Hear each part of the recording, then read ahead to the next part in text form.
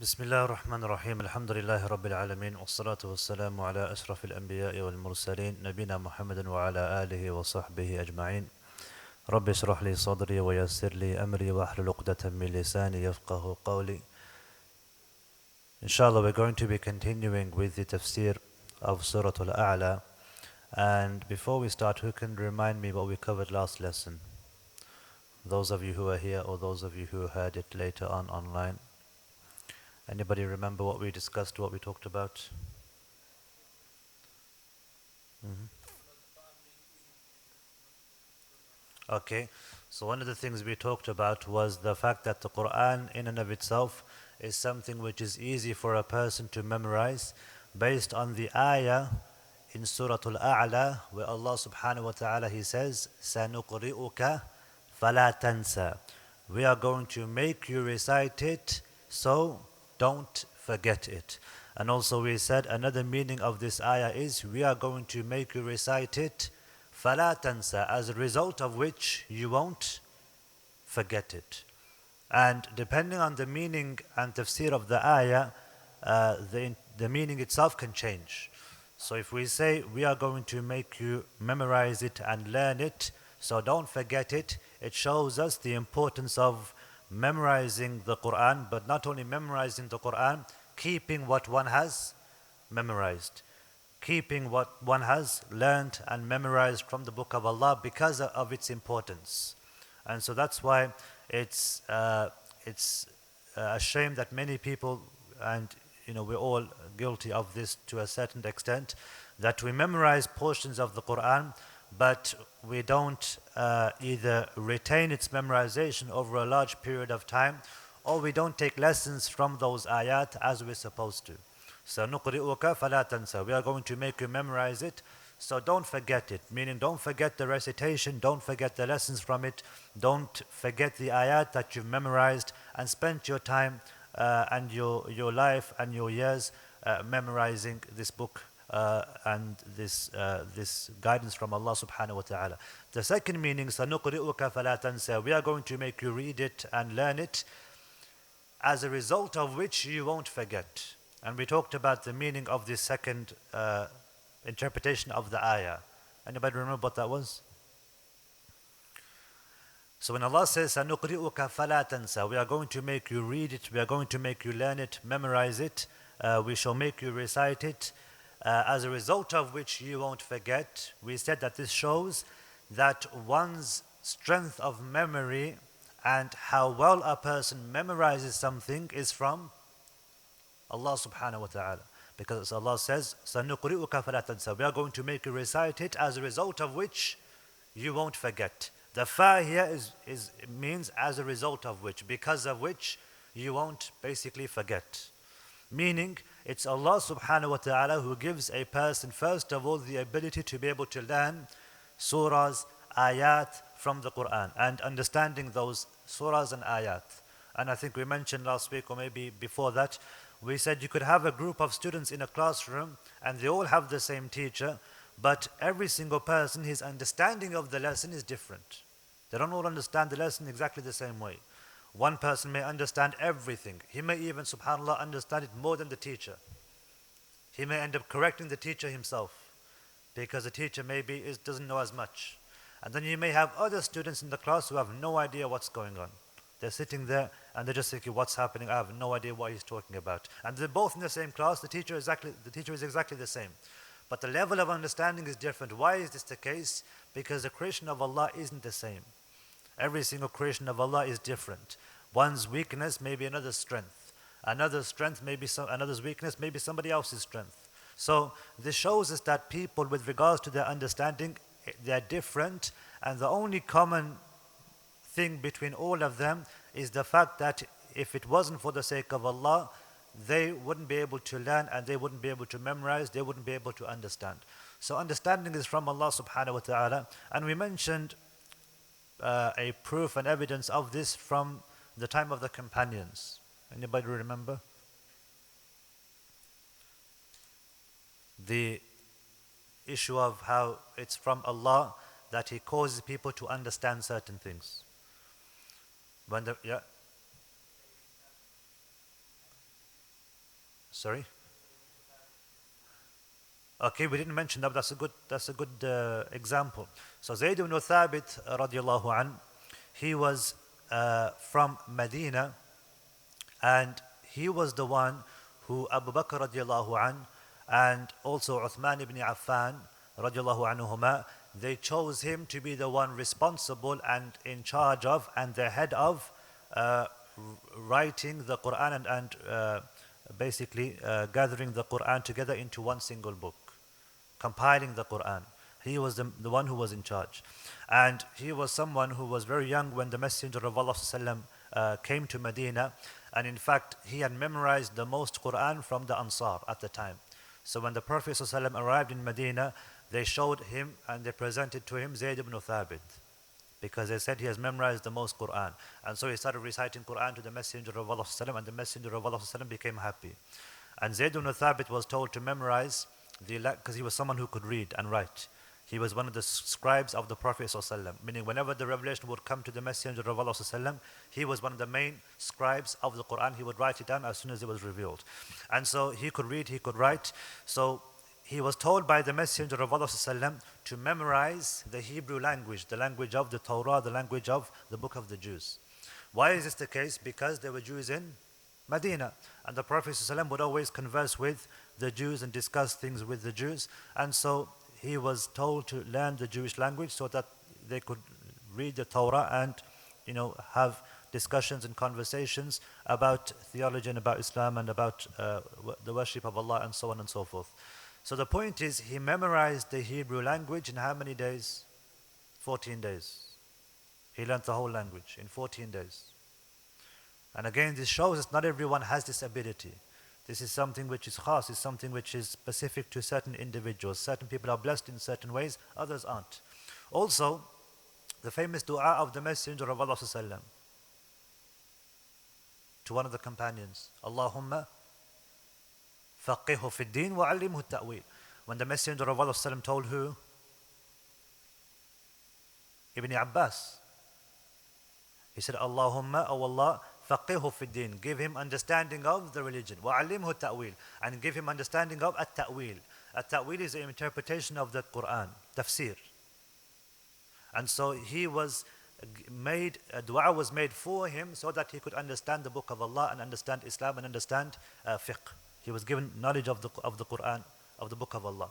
The point being that knowledge is from who? From Allah subhanahu wa ta'ala. And this is why one of the du'as which the Messenger of Allah used to say was, Rabbi zidni ilman. Oh Allah, increase me in knowledge. As Allah says in the Quran as well, وَقُلْ رَبِّ زِدْنِي عِلْمًا. Say, my Lord, increase me in knowledge. So knowledge is something which is from Allah subhanahu wa ta'ala, and it's something which if a person makes dua for to Allah, Allah will inshallah increase him in knowledge.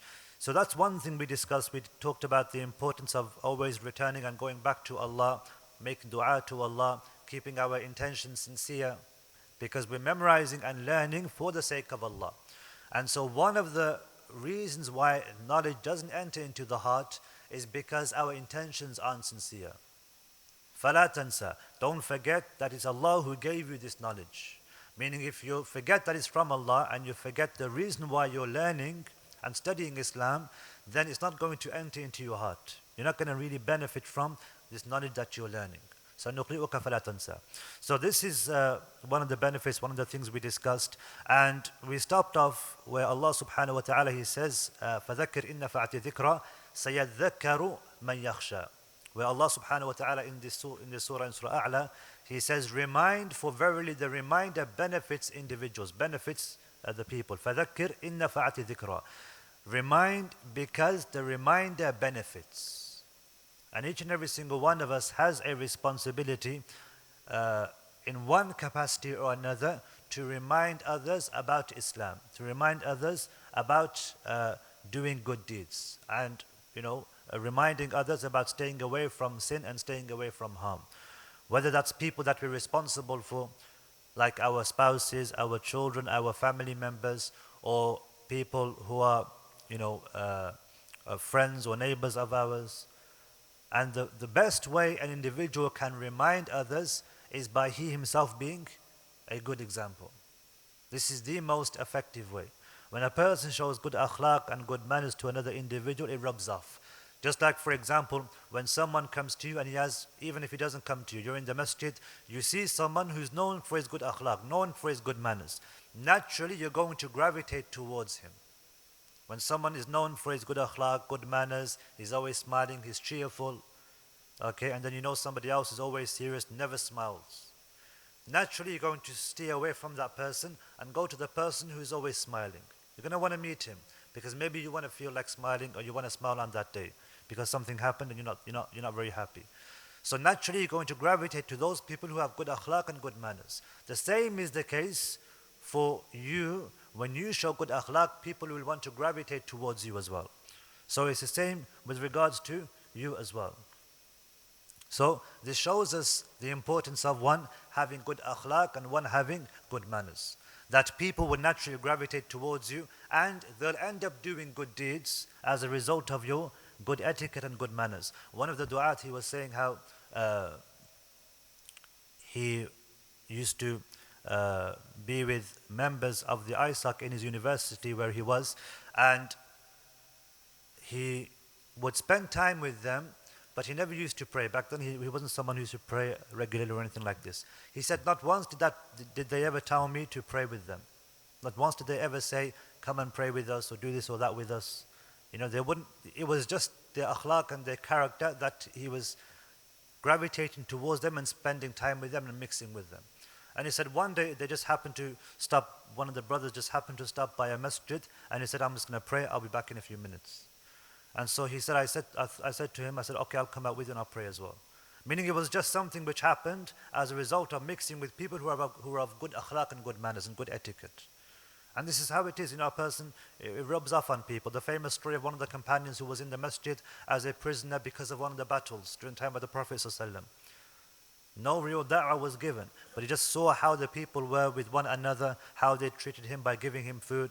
And when he left and he was freed after a few days in the masjid, okay, he was freed by the Prophet ﷺ. He went, he performed ablution, performed ghusl, came back and accepted Islam. The point being that we shouldn't underestimate good akhlaq and good manners and good etiquette. And it's even more important when a person shows animosity towards you. The best thing a person can do when a person shows hatred or animosity towards you is to show good akhlaq and good manners.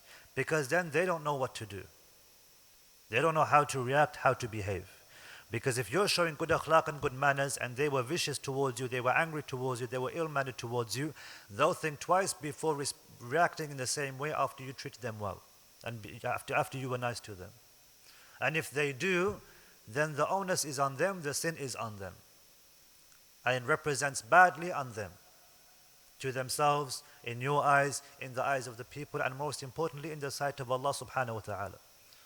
So this shows us the importance of reminding one another, because the reminder profits. فَإِن نَفَعَتِ ذِكْرًا.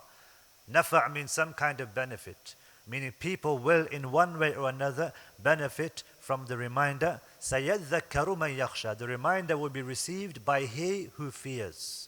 Meaning only the people who fear Allah subhanahu wa ta'ala will truly benefit from that reminder that was given to them.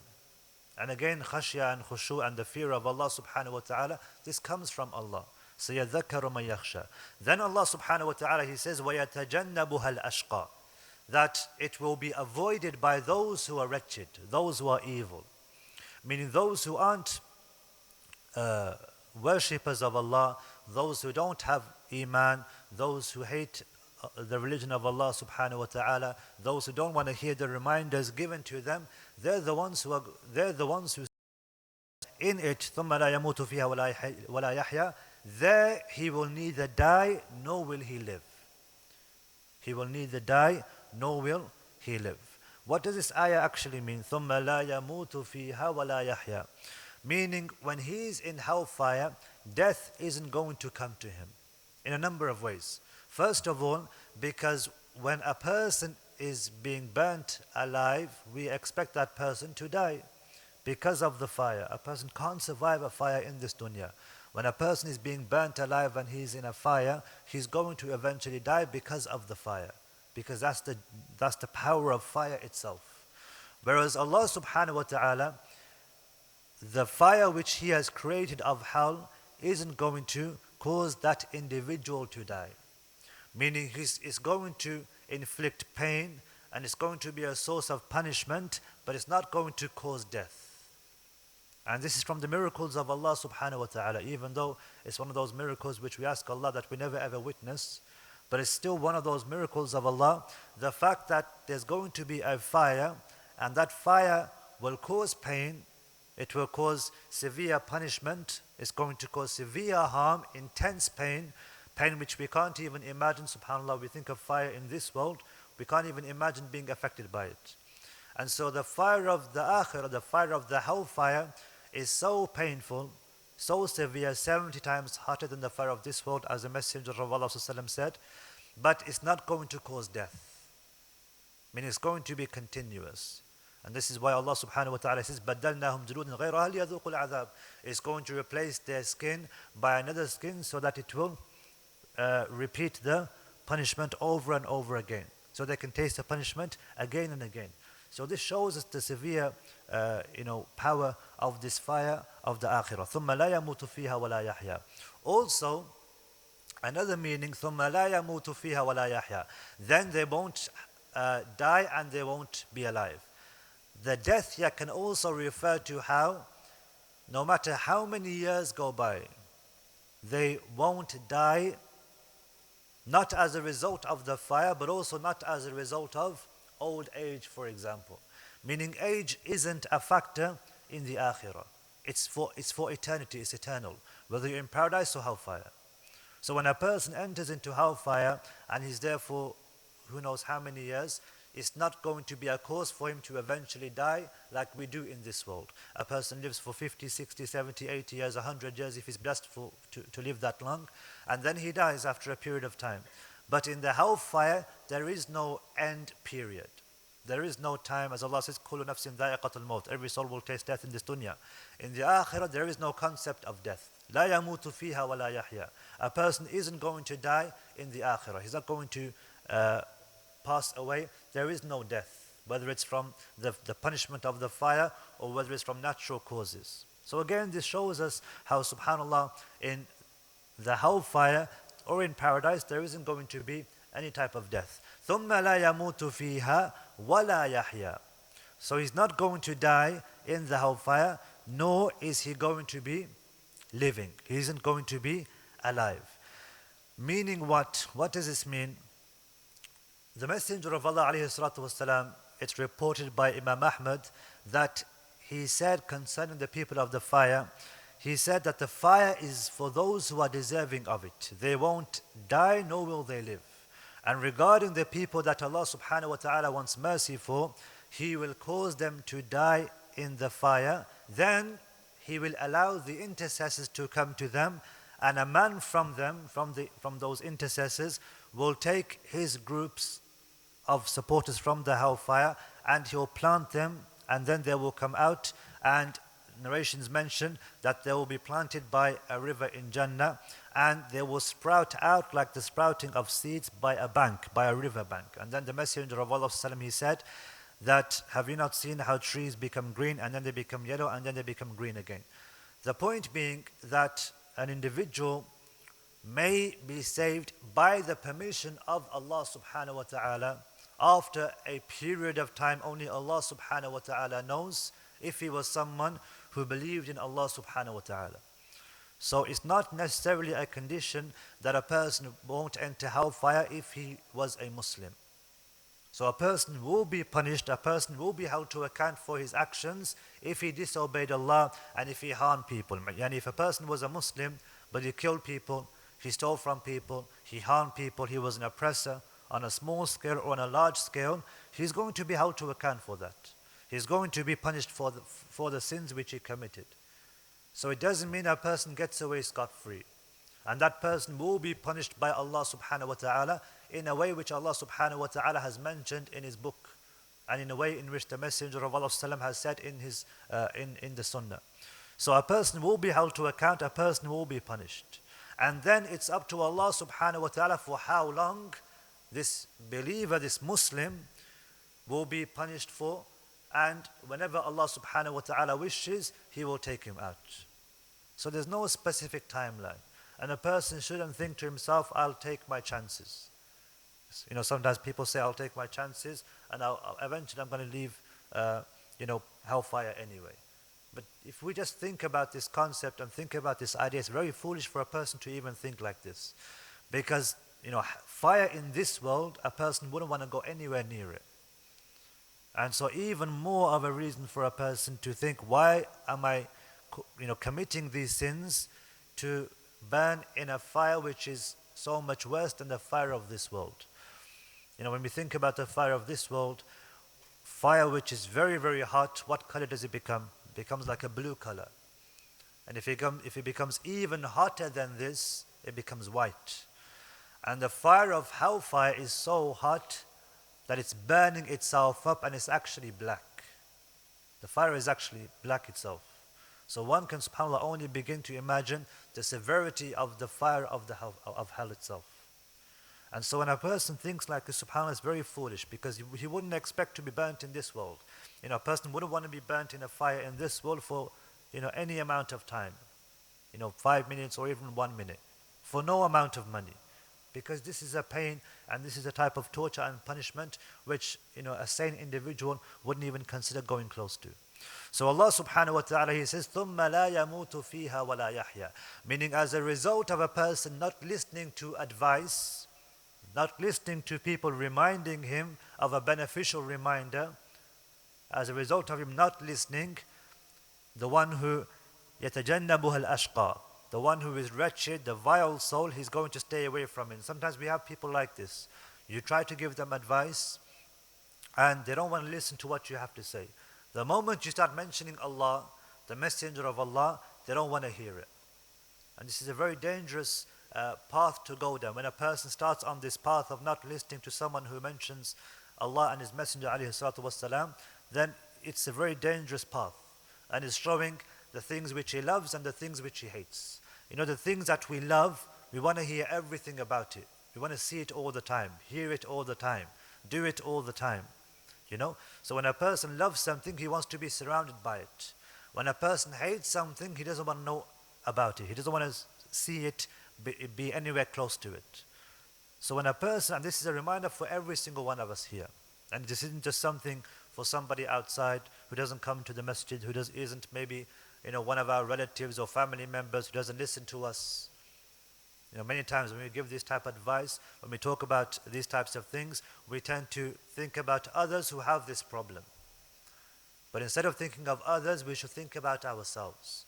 When someone gives us a piece of advice, mentions an ayah from the Quran, mentions a hadith, for example, do we really contemplate the ayah or the hadith in of itself and think about how we can benefit from this ayah or this hadith? Or do we think about the individual giving us that advice? Because it's an important lesson. We don't look at the specific individual giving that advice, but we look at the advice itself. You know what they say, don't judge a book by its cover. And it's the same thing. We have stories from Umar radiallahu anh, when people would reprimand him. Old women would say things to him about fearing Allah, about being just, and he would start to cry. Because it wasn't about the individual giving the advice, it was about the advice itself. And the famous story of Sheikh bin Baz, which I think I mentioned before, when he used to go to the masjid to offer the salah, and one day he was late. After the salah, an old man started to complain. He said, what kind of imam are you? He didn't know who it was. He said, what kind of imam are you? You come late for the salah. Call yourself an imam. After this, the Sheikh never ever came late for the salah ever again. So who benefits from this? It's the Sheikh himself. So it wasn't about the individual who gave the advice. It was about the advice itself and how one can benefit. The same thing with us. An individual doesn't look at the person giving the advice to him, who it was, where he was from. A person, for example, gives advice to you because maybe you are parked incorrectly. You shouldn't have parked where you parked. And you see that person, and maybe he's a Muslim, but he's clean shaven. Maybe he's smoking. Maybe he has some other inadequacies, insufficiencies. He's deficient in some of his Islamic characteristics. But the point he was making may have been correct. Maybe you were causing harm to others. The Messenger of Allah, what did he say about the one who clears the path from, clears the path for other individuals? This is a portion of Iman. From belief is to clear the path and to make the path safe for other people to walk on. And so when you're obstructing other individuals and someone advises you and you get road rage and you become angry, then you're in the wrong, regardless of who's actually giving the advice. You can't say, look, you don't have a beard. Who are you to give me advice? Yani it doesn't make any sense. Because what he's advising you with is something which is correct.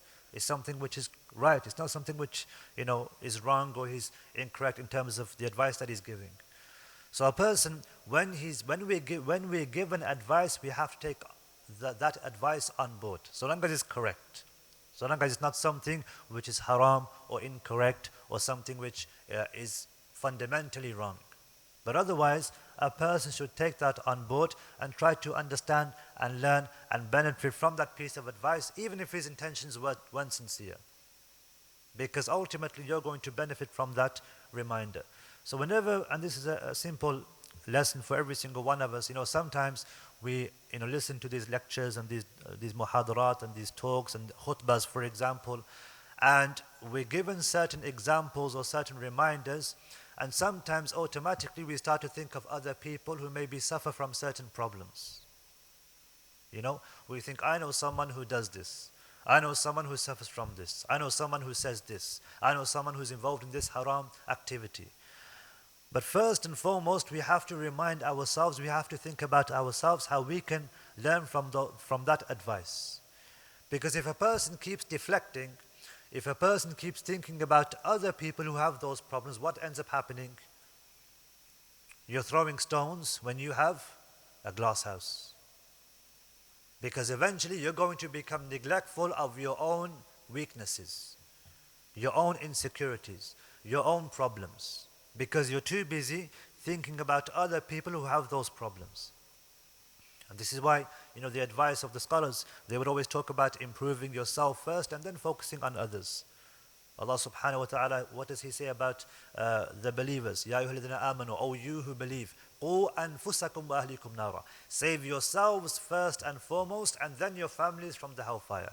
Meaning focus on yourself first. And this fits in and it links into the importance of reminding others how, by showing the best etiquette and the best manners. Because this is the first thing a person sees, even before you open your mouth.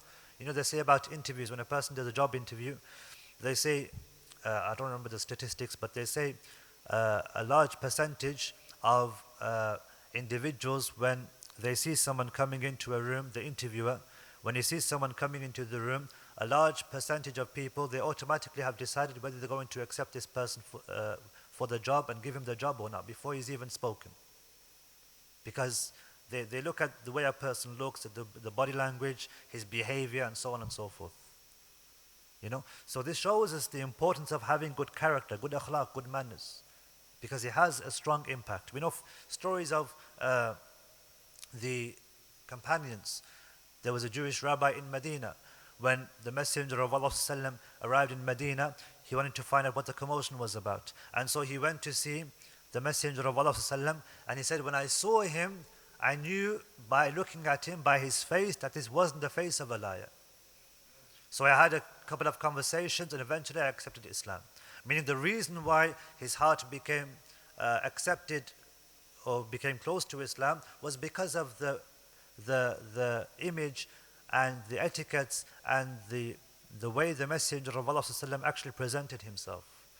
So it has a big impact. Allah subhanahu wa ta'ala, he says, قَدْ أَفْلَحَ مَنْ تَزَكَّى. So after he talks about the importance of giving advice, he says, verily, the victorious one is the one who purifies himself. And also what's interesting is this is linked to the previous ayat, because it shows when someone takes on board that advice, what's going to happen, what's the end result? You're going to be victorious. How are you going to be victorious? Because you're what? Purifying yourself. So when Allah talks about the importance of reminding one another, فَذَكِّرْ, remind, فَإِنَّ فَعَتِ ذِكْرًا, because a reminder benefits. Those who have khashya will benefit from that reminder. And those who are wretched won't benefit. They'll enter into the hellfire. And they won't die and they won't be alive in that fire. And then Allah subhanahu wa ta'ala talks about the result of this. Meaning you purify yourself because you're learning, you're benefiting from that advice. Also when Allah, in the previous ayah, when Allah talks about the one who lives and the one who dies. ثُمَّ لَا يَمُوتُ فِيهَا وَلَا يَحْيَا. We talked about the death, but we never talked about the life.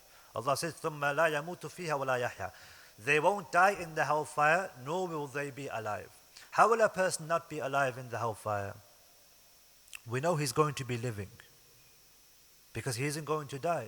But Allah Azza wa Jal says he isn't going to be alive, he isn't going to be dead, nor is he going to be alive.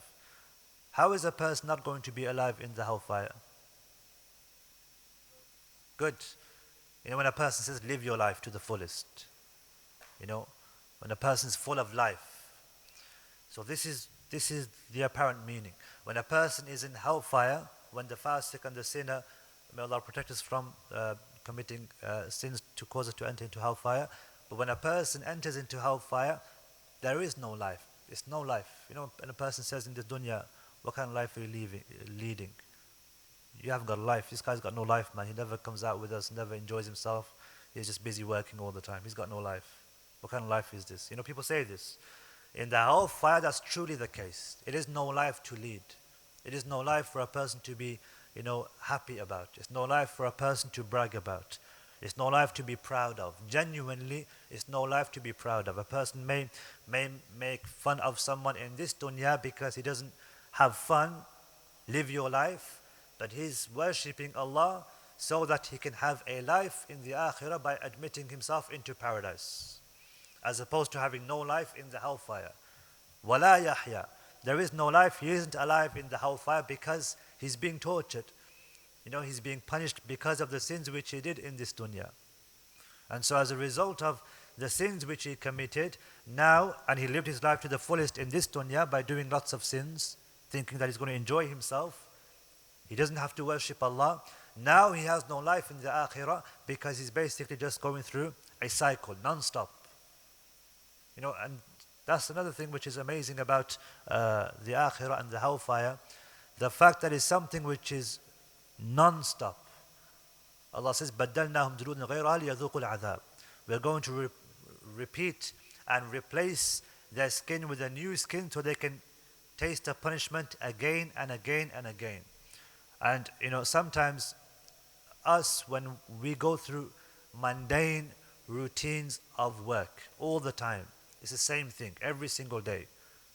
You know, a person goes to work 9 o'clock in the morning, he wakes up at a specific time, goes to the bathroom, he's out by a specific time, gets changed, has breakfast, sometimes, or he takes breakfast with him in his car. Okay, he goes to work, he parks up in the same spot every single day. He goes and sits down in the same seat, in the same cubicle, with the same people around him, opens the same PC and the same software, does exactly the same thing, has the same conversation every day, does the same thing every single day. Okay, this person may even end up thinking, and it's not right to do so, but he may end up thinking he's going to kill himself because he's thinking this is just ridiculous. I need a change of scenery. And he's sick of it because it's the same thing over and over again. And after a year or 2 years, what ends up happening? What does he think to himself? I need a break. I want to do something else. I want to try a different job. And so he tries a different job, and it's fresh and it's good for the first few weeks or first few months. Then what happens? Same thing. He's thinking this is getting boring now. It's the same thing over and over again. Let me try something else. Subhanallah, the person in this dunya has the choice. In the akhirah, the one who is in the hellfire has no choice. It's the same thing over and over and over again. It's one of the punishments of the hellfire. The fact that he has to suffer and have the same thing happening to him. And not only that, but it doesn't ease over time. You know, when a person feels pain, like when a person's cold and he has a hot shower. The hot shower, the warmth of the water stings initially. After a while it becomes nice and soothing because the body becomes used to it. In the hellfire, the body won't become used to the heat and the fire. It's constantly going to become worse. You're always going to feel pain. It's always going to be bad. You're never going to become comfortable. So not only is it repetitive, but it's also painful again and again and again, non-stop. Never becoming easier as time goes on. So subhanAllah, it shows us the gravity and the dangers, the obvious dangers, and also the serious punishments and the severity of the punishments of the hellfire. And also, as we mentioned previously as well in Surah Ghashiyah, how the hellfire, the punishment isn't just the fire itself. There's other punishments of hellfire. What are those other punishments? Sorry? Zaqum, the tree. Things that a person is going to eat. Things that a person is going to be drinking. Boiling hot water. Thorny plants which will get stuck in a person's throat. So subhanAllah, when we think of hellfire, many times we think of the fire, just the fire. But everything else that is linked to it is also something which adds on to the punishment. SubhanAllah, even the angel, the guardian of hell. When we read the story of the Isra and Mi'raj, and the Messenger of Allah sallam, after he led the prophets in prayer, and he turned back, and Jibreel alayhi salam was there with another angel. And he said, give salam to this angel. And the angel gave salam first. And the Messenger of Allah sallam, he said that the angel Jibreel alayhi salam told him, this is the keeper of hellfire, Malik. And he said that this angel never smiles. This angel never ever smiles. Even though angels are blessed creatures made of light. And this also shows us that angels also smile, because the Messenger of Allah sallam explicitly mentioned that this angel doesn't smile, which means other angels must smile. But he said this specific angel doesn't smile. Meaning what? First of all, because of what he sees on a day-to-day basis of hellfire, it's not something to smile about. Secondly, because even the angel of hellfire isn't a means of ease for those who are in hellfire. When a person is having a bad day, just seeing someone smile at you makes you feel a little bit better. But in hellfire, even the angel of hellfire isn't going to smile. Meaning even the angel is going to be a source of punishment by you looking at the angel. It's not going to offer any sort of comfort, subhanAllah. So this, subhanAllah, shows us the punishments are so many and so severe that we ask Allah Azza wa Jal to protect us from all these punishments. Allah subhanahu wa ta'ala, He then says, قَدْ أَفْلَحَ مَنْ تَزَكَّى. Verily the one who is victorious is the one who purifies himself. Meaning he purifies himself, as Ibn Kathir says, from despised characteristics, and he follows what Allah has revealed to the Messenger of Allah sallam. So he's purifying himself from the bad characteristics that he has. And this shows us that the characteristics that we have, there may be some which aren't good. Meaning a person, he may have certain characteristics. He may have a short temper. It's in his nature to be quick-tempered.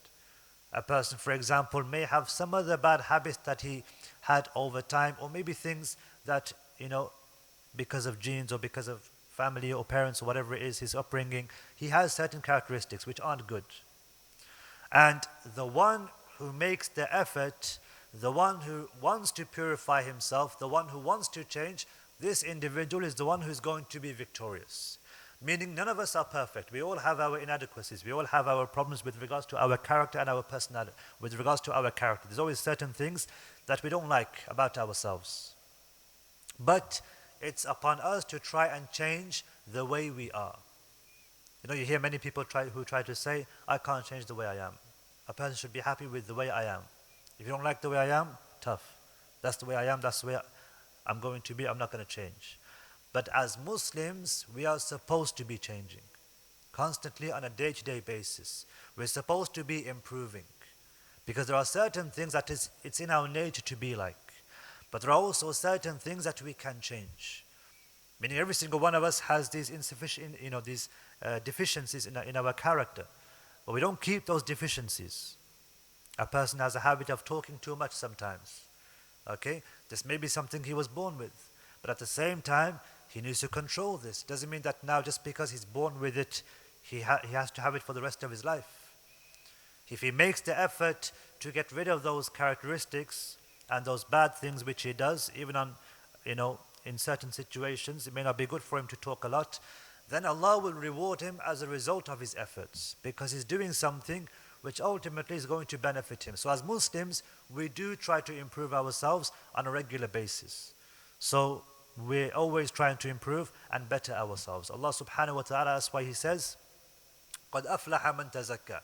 He is victorious, the one who always tries to purify himself, purify his soul. قَدْ أَفْلَحَ مَنْ تَزَكَّى وَذَكَرَ اسْمَ رَبِّهِ فَصَلَّى. He is victorious, the one who purifies himself and remembers the name of his Lord, فَصَلَّى. And then he performs the salah. Now what does all this mean? How are all these things connected? Performing salah, purifying oneself, then remembering Allah, then performing salah.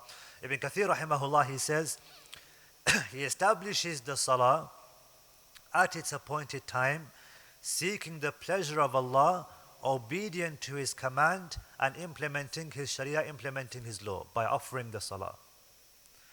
Meaning what? Meaning a person's salah isn't accepted except if one's intentions are pure. قَدْ أَفْلَحَ مَنْ تَزَكَّى. Also, the reverse is also the case.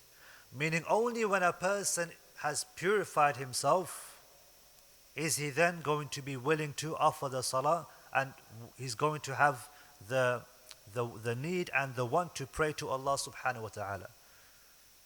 When a person doesn't pray or he forgets the salah and he remembers, he's scared. He's shocked that he actually forgot to pray. Maybe he was so busy he forgot to pray. And so a person, according to the famous hadith of the Prophet ﷺ, if a person is asleep or he forgets, then he should pray as soon as he wakes up or as soon as he remembers. And so sometimes a person, he forgets to pray, he remembers, he feels shocked. You're scared, you're worried, you think, I can't believe I forgot to pray. And so it's this feeling that a person has which shows the purity of his heart.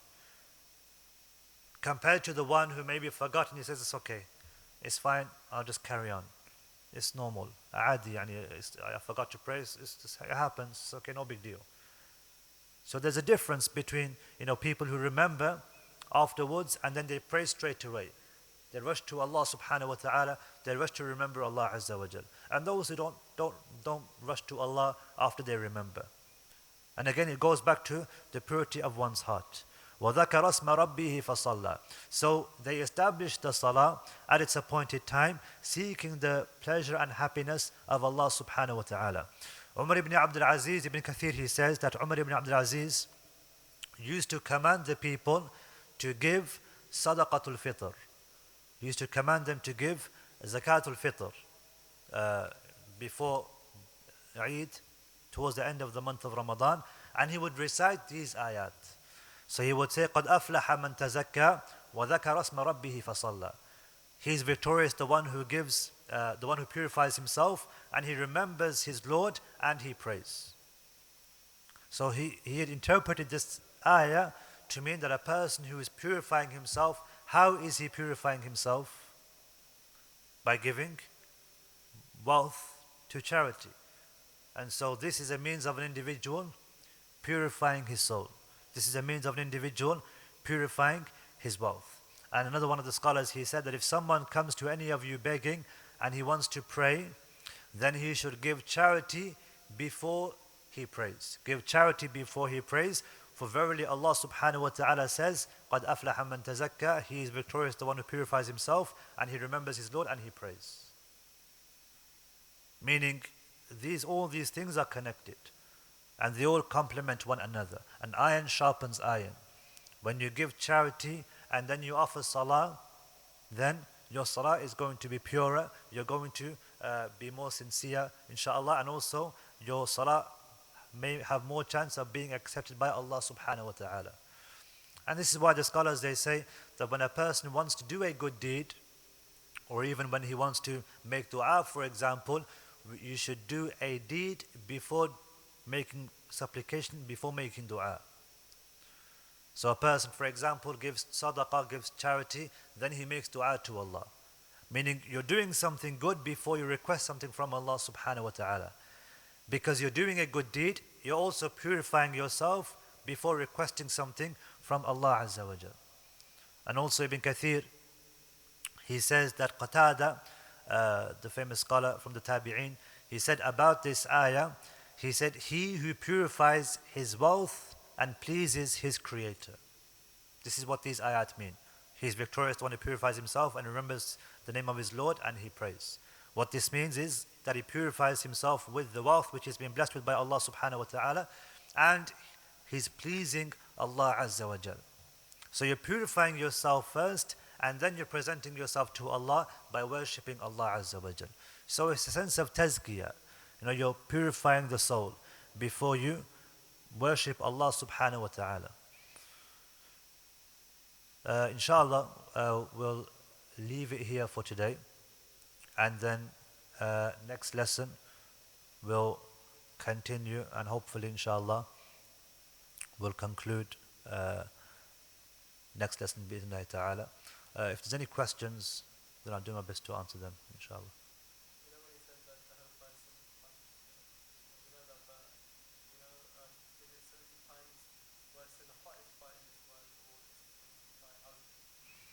So the hadith, to my knowledge, it mentions that the fire is 70 times hotter than the fire of this world.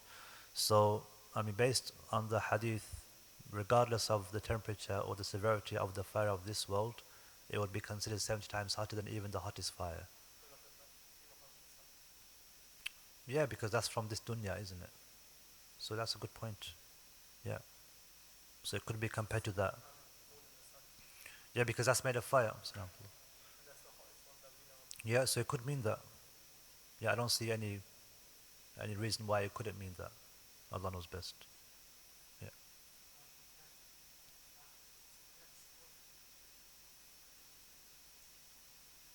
In the hellfire. People, are you saying that are people going to be slaughtered in? No. No.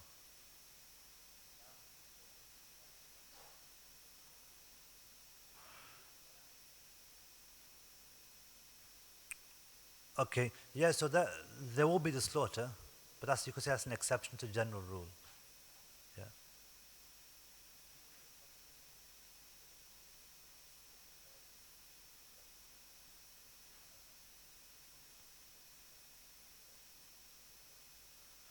So the intercessor is going to be someone from the righteous in paradise. Yeah, based on the hadith. But I'll need to check this hadith. It's in Ibn Kathir, and he narrates the hadith, and most things in Ibn Kathir are authentic. But let me have a look and review and check the hadith. It's in Imam Ahmad, in Muslim Imam Ahmad. So let me have a look, inshallah, and we'll go over it next lesson. Bidhnillahi ta'ala. Okay, jazakum Allah khair. Subhanakallahumma bihamdika ashhadu an la ilaha illa anta astaghfiruka wa atubu ilayk.